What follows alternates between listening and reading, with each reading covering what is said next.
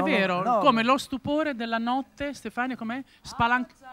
Spalancata sul mare. Poi sorprese? Ci sorprese che Basta, eravamo. la vado a cantare, ho capito. devi Basta, cantare, lasciamo... per Posso? Alessandra, Prego. Grazie. Vai, È Ale! bellissimo stare con voi, è la prima volta e sono molto felice. Grazie, per noi Anche è un onore. noi. Grazie. Grazie. Alessandro.